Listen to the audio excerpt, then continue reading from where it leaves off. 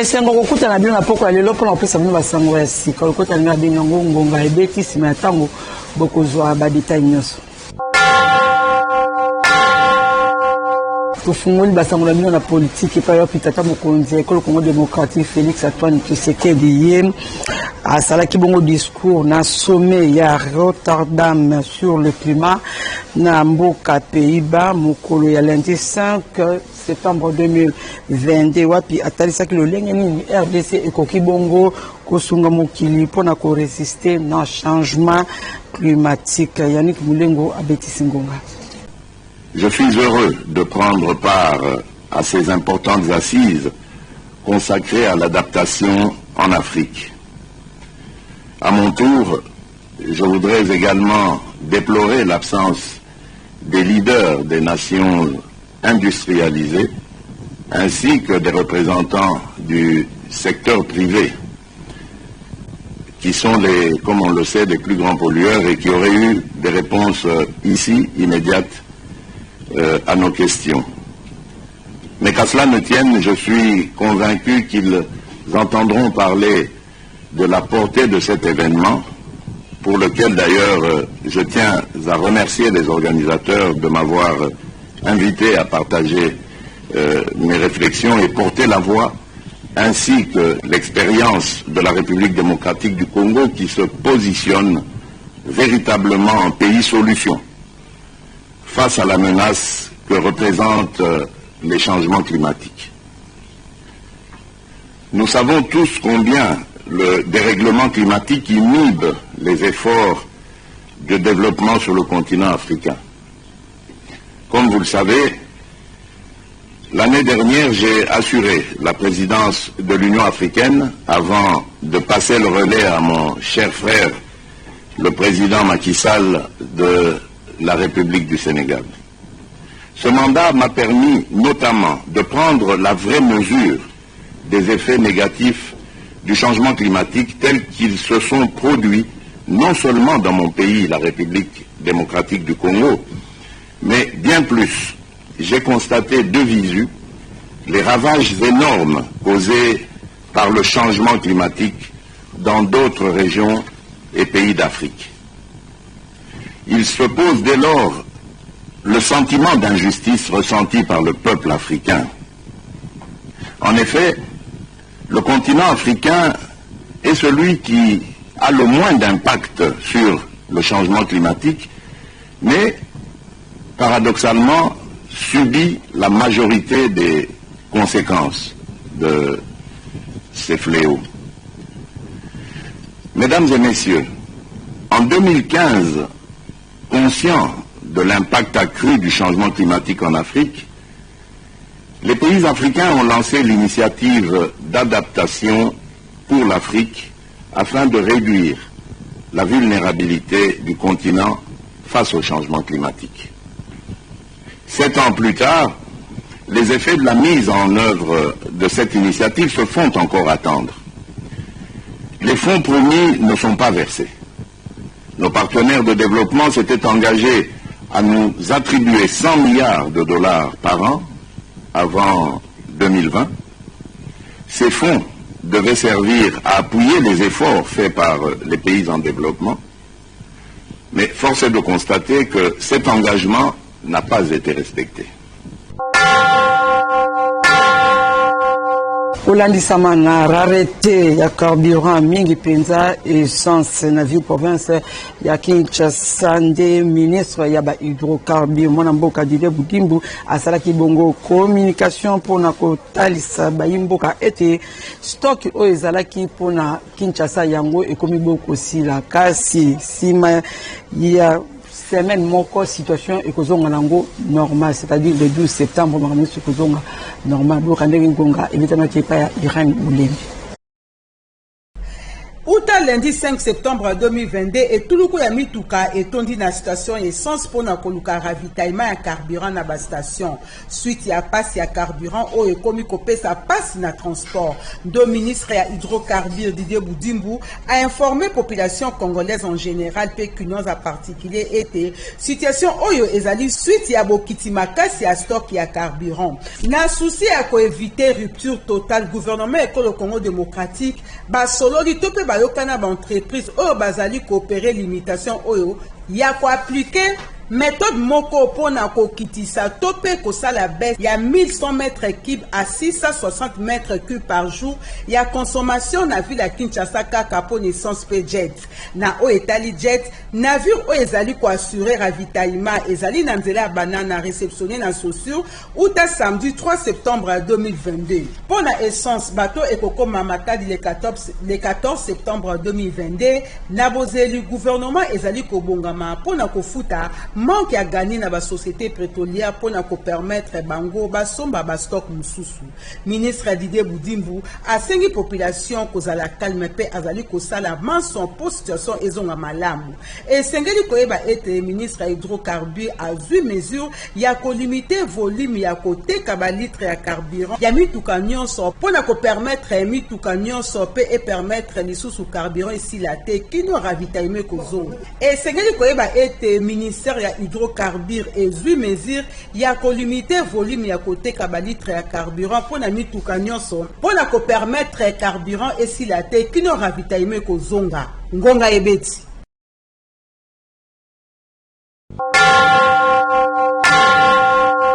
Pour l'andissama na rentrée scolaire édition 2022-2023 équipe ngongebeti ekitaki na école ya district ya Changutala makambu ndenge nini ezali kosali mukuna wapi emonanaki penza rentrée scolaire ngo ezalaki timide bana bazali mingi te na kati ya basalle de classe kasi balaki bazalaki na bango boyo kandenge ngonga ebetami na bilili ya Christian Maputo. 5 septembre 2022, ezalaki rentrée scolaire Netano Mobimba RDC édition 2022-2023. Awa na ville ya Kinshasa bana kelasi pe balandaki nzela ya bitelo na bango. Costa esalemaki na bitelo ya district ya Changu. Awa na commune ya Kimbantseke na basale de classe bana bazali penza te balakisi bazali na bango posant kasi bana nde moins. Kokoma na commune ya Njili ndenge moko balakisi batosi na bango kasi bana bazalaki penza na basale de classe te équipe ya ngonga ebeti ekobaki lisusu mobembo kino na commune ya Masina komona lolenge nini bana bazonga e classe yango ezalaki kaka timide bana penza te na basale de classe boyoka ndenge ngonga ebetamaki lancé par mes parents oyo bokangi bana na ndako na zebisa bilete biso na collège Don Bayard nous sommes fidèles et respectueux la parole du chef de l'État, il y a ministre EPST, ou alors qui était classe, c'est ça qu'on va dans le lundi le 5, classe et bandit. Mes parents ont bâti kabana bandako, bâti de la biso bana parce que na biso awa na American Academy, lobby ba o nyonso ba koya lokola ba santé lelo, ba komemela biso ram ya papier duplicateur. Bon, rentrée scolaire est effective. Dans le sens que l'enseignant nous va aller en place, comme vous l'avez remarqué, mais seulement que les parents de l'enseignant timidement. Mais du moins, tout le monde est informé, les parents sont informés que les faut aller Tobanzete baboti bakozanga te kotina bana na bango na kelasi atako situation ezali compliqué pour na baboti vie pasi misolo bloqué na ba niveau nyonso ngonga ibeti.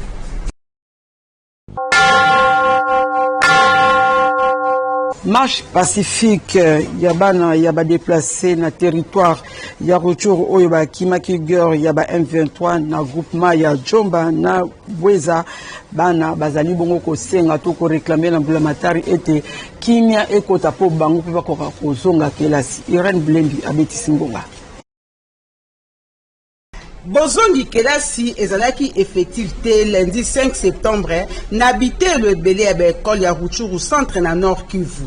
Ba le belé topé ba élèves déplacés oyo bazalaki na épée rungambo ba manifestaki na nzela pe na mwandambu ya bitelo pona ko empêcher bana mususu ya kokota bitelo. wapi bazali kosenga kimia pona kozonga na ba village na bango ko poursuivre ba cours wapi bakangaki nzela pona ko empêcher accès na bana mususu na lycée mape na ba cours ezongi tendenge acteur ya société civile moko atalisaki bana ba déplacer bazali oyo bazali na epe ngambo nde basalaki sitting liboso ya ba bureau pona kosenga retour na bango na bozongi kelasi kaliko na maboko pona kolela epa ya mbula matari bolanda ndenge lekaki ya kati. Na kwa sababu hii siku ya leo ni siku ya kuanza masomo katika nchi ya Jamhuri ya Kidemokrasia ya Kongo, ndio maana wao kama watoto wakimbizi waliotoka Ngonga Ebeti Nangamu Msusu mwana mboka André Kongolo Costa, président exécutif communal na lisanga politique ya FDC na commune ya Kasavubu, auti bongo kopesa ba carton ya bakaye na ba cellule de base nyonso ya FDC ozwami na commune ya Kasavubu. Ngonga Ebetami epa ya Yannick Moulé Mpende Tomasia.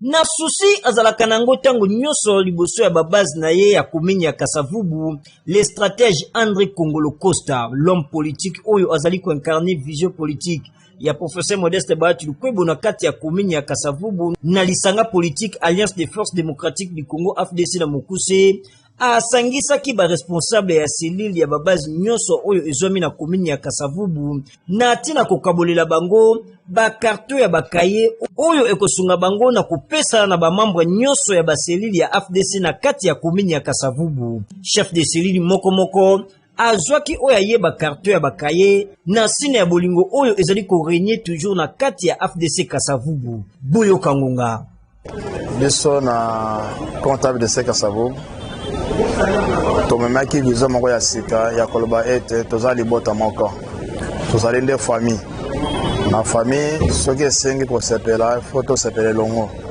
soki kolela tole na biso ensemble mais à rentrée scolaire ezali nango mokolo ya lundi le 5 na ndenge tozalaka na bamambre ya biso ya FDC ndenge tosololaka ebele misala ezali te bazali na bakokoso badifficulté ezali na motema malamu oyo nzambe apesi biso lelo tozwi likanisi ya kokabola ensemble na bango mwaka ye mpona oyo etali rentrée scolaire ya bana mokolo ya lundi puisque ndenge tolobaka biso nyonso na lopoto ke avenir ya lobi ezali nde bana soki bana lelo baza kokende classe te ezali mwa kokoso ebele ezali mwa pasi moyen mboka ese développer ezali te bakambi ya baseleli pe bazanga kite kobeta ngunga. En tout cas na sepeli makasi abulemba te po biso tolemba ete tokene tina suka eloko oyo azosala kuta osani ya minene te me ntema nange ezosepela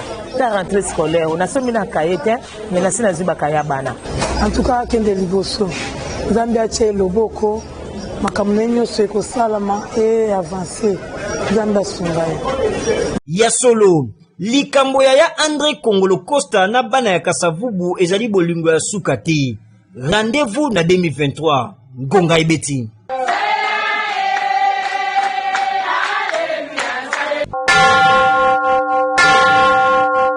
Tokei na Fondation Godard Motemo na Fogomo na Mukuse uti kodote pula ye moko ya kitoko na homme de veilleur bolingo na paroisse 5 Kiwanaku oyo ezwami bongo na quartier Kingabwa na commune ya Kingabwa. Ngonga ebetami lisusu pa Yannick Moulé Mpende Tomasia.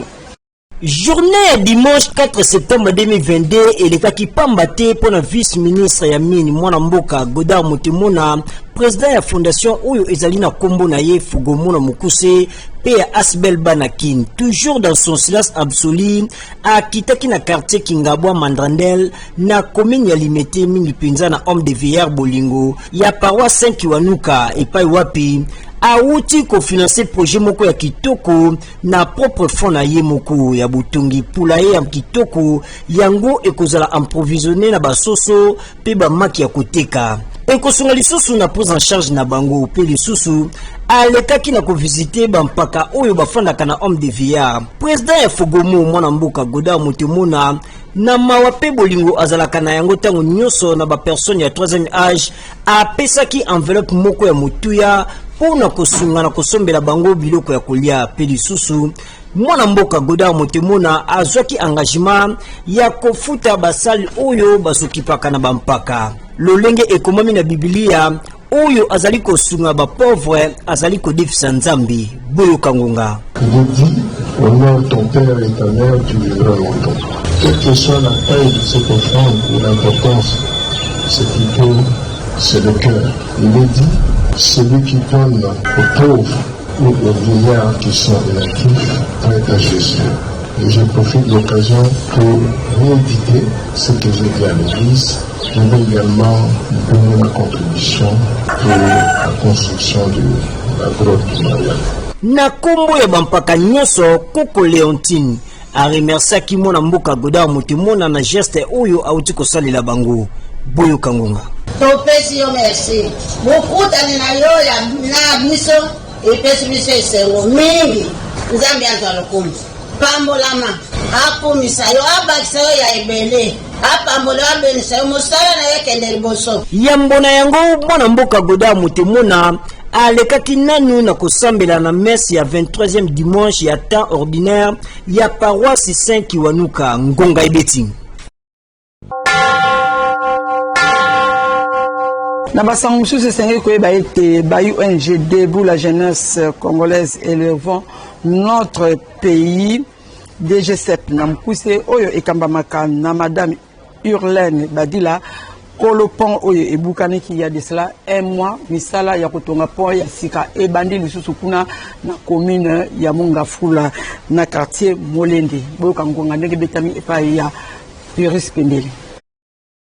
Kolandi samana video oyo zali bon ko circuler na ba réseaux sociaux wapi bozali komona pont moko ebukani mokolo ya inauguration nango nde baimboka oyo bazalaki na souci ya koede population ya Mongafula mingi pende ya quartier Molende na localité Saya oyo basalaki bongo pont yango na bokambami ya mama Urlaine Badila bauti bongo kotinda ba ingénieur po ete bakoka bongo kotonga pont ya sika pe ba beti c'était été likambo oyo esalema un mois déjà ici eleki kasi bato ya mitema mabende bazali bongo ko profiter pona koluka ko salir image ya madame Badila oyo asalaka misala na ye na ba propre moyen na ye pona ko aider kaka nde bana ya commune ya Mongafula. Boyoka ndenge population ebetisi ngonga. Mama Badila Irene azwaki mwa makambo mbogo na ye alobike te mama pona bongisela bango point. Vraiment asalaki tout te abongisa point. Musale monanaki. Aza mwana, aza leki, aza tata mwasa, aza nyonso tokokoloba. Mais nayebite na bakisande timi nayebite parce que mwana moko banda mukili mboko ezo sale makoto ya boadi. C'est la toute première fois na mona mwana mwasi courage le rôle yebo bawo ba leka basala ya ngote mais ye makanisi wana vraiment eza bonzambe eza katina ba ingénieur oyo ba ye sur place pona kosala mosala bango pe bazanga kiteko betsa ngonga. Bon, par rapport au négociation du constat, vous remarquez que soudure, il y a deux châssis. D'abord, un châssis à Mitukalikolo, qui est relié, donc, relié deux châssis.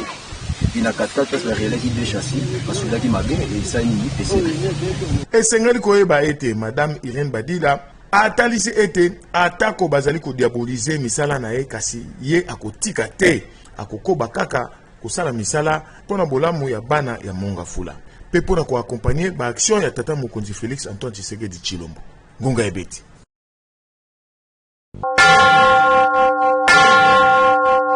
Cérémonie à sortie officielle ya activité ya Fondation Nelly Amba Basanga FNAB na mukuse euti kosalema mokolo ya samedi 3 septembre 2022 na siège na bango ezami bongo na avenue commerciale quartier 7 na commune ya Ngonga ebetami pa Yannick Mulengo pe les tout pires. Ezalaki liboso ba membre nyonso ya comité exécutif ba conseiller ya fondation oyo bazali basali na Nzambe nde cérémonie ya activité ya fondation Nelly Amba Basanga FNAB na mukuse esalemaki avec succès oyo ezali kokumbama na ye moko la dame de fer Nelly Amba Basanga, la diplomatie de la Tchangu, mama ya boboto kosalema na siège ya fondation oyo ezomi na avenue commerciale na quartier 7 na commune ya Njili. Ya koyeba ezali ete fondation Nelly Amba Basanga ebotami mpona kopesa esengo na baorphelin, baveuve, jeunesse pe bafille mère ya Tchangu kosekisaka bango ntango nyonso pe koporte un plus na bavi na bango. Nyonso wana na susi Nelly Amba Basanga azalaka nango ntango nyonso na population na ye ya Tchangu.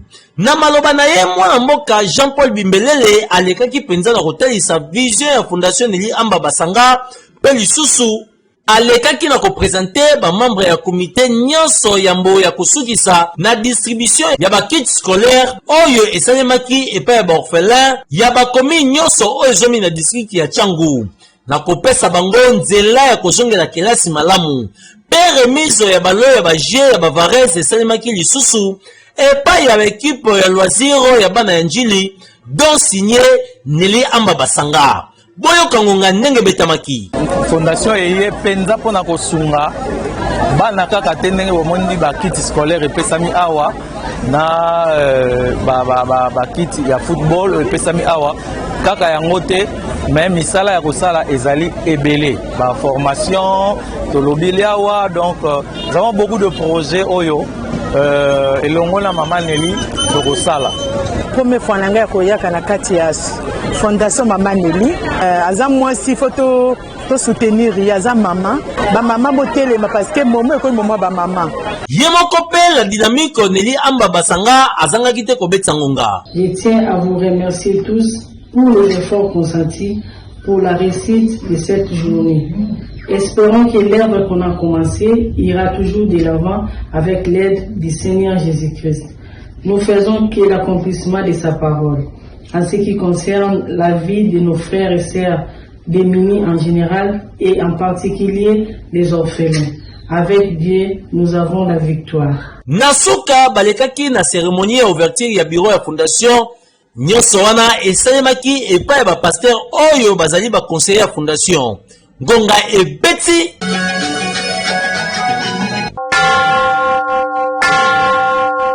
Fondation Esther Fayulu a partenariat na Olympic Hospital basala kibongo assistance na bana ya ba albinos wapi basala kibango ba consultation l'examen pe ba kabolaki na bango basaki pe bakaye milulu yango esalema kibongo na Faden House kuna na kome ya Gombe. Ngonga ebetami epa ya Yannick Mulemu. Natina kopesa esengo na ba enfant albinos tope bandundu pe kozwa soin ya santé na bango na ba problème ebele oyo bakuta na kana yango nde la fondation Esther Fayulu en partenariat na Olympic Hospital balekaki na consultation ya ophtalmologie ya bana albinos tope bandundu. Bandeko albinos tope bandundu bazalaka na ba problème ebele ya loposo pe ba difficulté ya misu.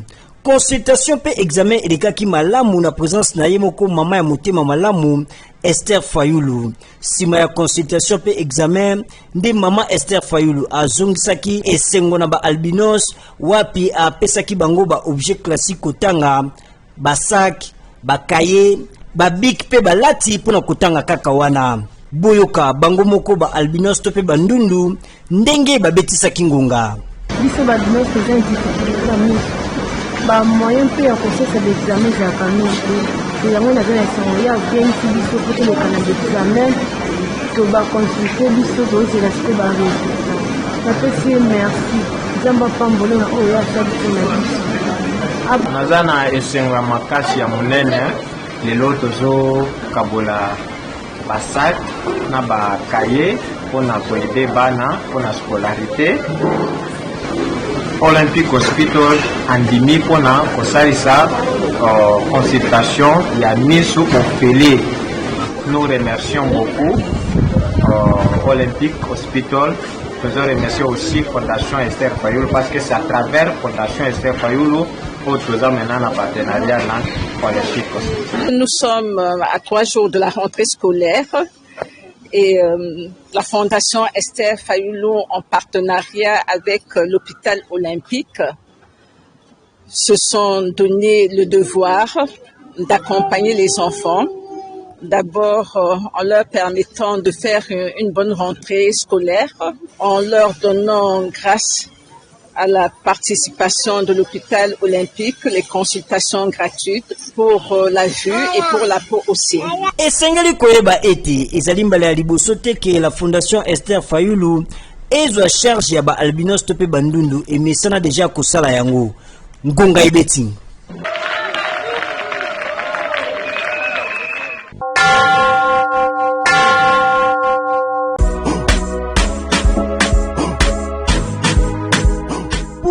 Meilleur encadrement de vos enfants, chers parents, école ezali semoko na commune ya Kasavubu, lycée Déborah, les facilitateurs du savoir, Kobandana maternelle, 3 ans, 4 ans, puis 5 ans, primaire, enseignement de base, 7e puis 8e, humanité, naba option lokola, latin philo, biochimie, pédagogie générale, commercial et gestion, coupe couture, paix électricité. Awa, bazali na balakisi hautement qualifié, paix ba matériel didactique ya malonga pour nous assurer pratique ya bana. Le temple du savoir, lycée Déborah, est à disposition ya élèves espace récréatif. Papa, maman, cadre oyo ebongi pour na encadrement ya bana na bino, ezali lycée Déborah. Place ezali limitée. Ba inscription ici et bandaki. Boyo Kangonga. Chers parents, venez inscrire vos enfants au lycée Déborah. Lycée Déborah, c'est une qualité pour vos enfants, pour vos filles, des humanités ou des primaires. Venez inscrire vos enfants au lycée Déborah. Lycée Déborah, c'est la qualité. Moi, la 3e maternelle, comment le français parlait bien, Azo comment bien.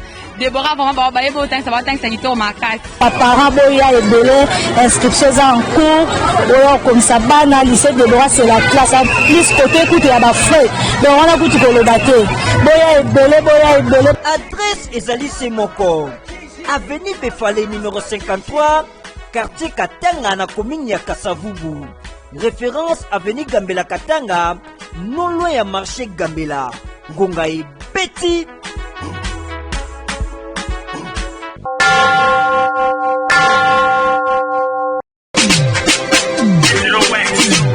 Formation ya bana na bino ezali ko dépendre na école nini bozali kotangisa ye. Papa, mama oyo vandi na chango pe zinga yo moto zali na souci ya venir ya mwana na yo. École moderne yango oyo. Complexe scolaire Gauger esika wapi ITP Gauger pe ezwami. Na quartier 12 avenue Laïque, référence Soficom na boulevard Lumumba na Njili. Bâtiment ya kitoko oyo ezali ko remplir ba condition nyonso mpona bana na bino batanga malamu. La cour to pe espace ya monene mpona récréation.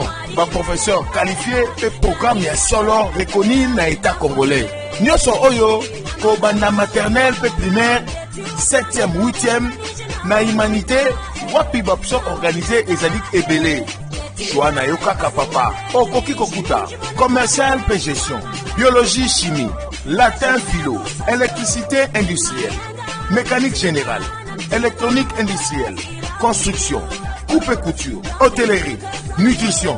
Yo kaka nde okoponela mwana na yo eloko oyo ye alingi kosala. Boyo kango.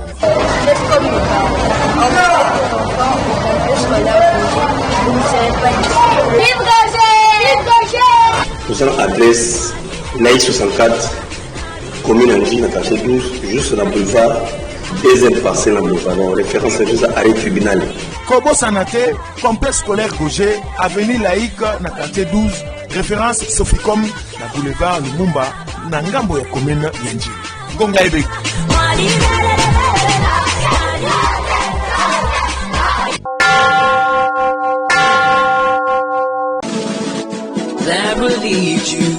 Pour la meilleure éducation ya bana na bino, papa, maman, voici un beau cadre.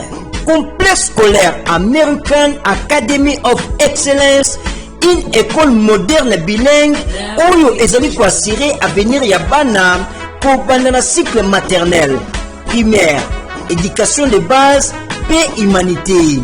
Na ba section pe option lokola, biologie, chimie, pédagogie générale, commercial et gestion, coupe couture, électricité générale, P mécanique générale, complexe scolaire American Academy of Excellence, ezali na enseignants hautement qualifiés, P matériel didactique ya malamu, pour na pratique ya bana, bibliothèque, P salle ya informatique, ndeko ya Congo, tunanga inini, complexe scolaire American Academy of Excellence, ezali pe na bis pour na déplacement ya bana na tango ya visite.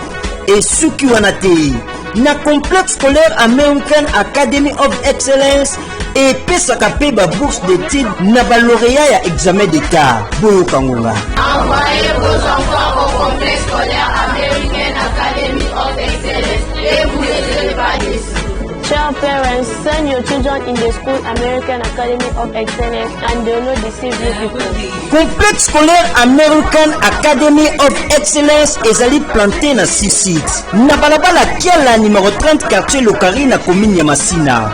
Na balabala Mbanza quartier Congo na commune ya Masina. Na balabala Kimpese numéro 79 quartier Kakuji na commune ya Kimbanseki.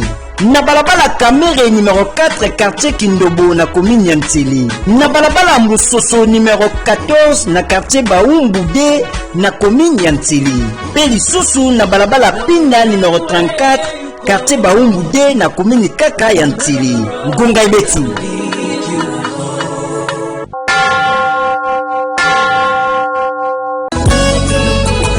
Très chers parents, pona nini bozali koswa mutu pona koluka cadre oyo elongo bani pona éducation ya bana na bino?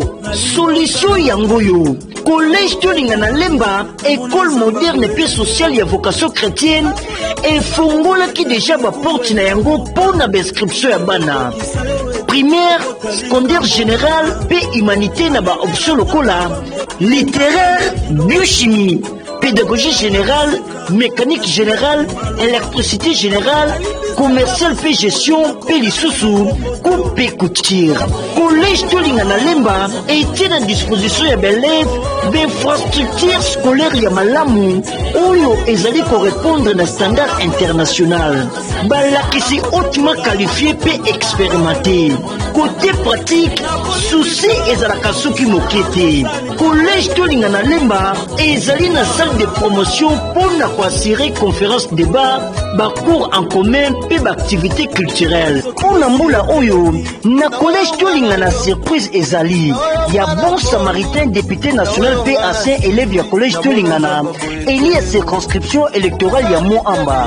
Honorable député Mbao Sukisa akosunga baboti na kofutela bana 50% ya frais scolaire. Boyo Kangonga. Ba papa ba mama ba ndeko collège Tolinga na azopesa enseignement ya qualité na bana na bino na ba matériel didactique adéquat na niveau to na standard moko international kobana na primaire secondaire et humanité pour na ko accompagner vision ya gratuité ya enseignement na cadre humanitaire lokola mopona minabino élu ya Moamba le professeur Daniel Israël Mbaousukisa n'a décidé qu'on a charge il y a ba frais scolaires il y a bana na bino au prorata il y a moitié ça veut dire que na komanda kofuta katikati yango na sengi bino boya ebele na mbela boyoki sinote ba place nyonso ekozala clôture ngonga ebeti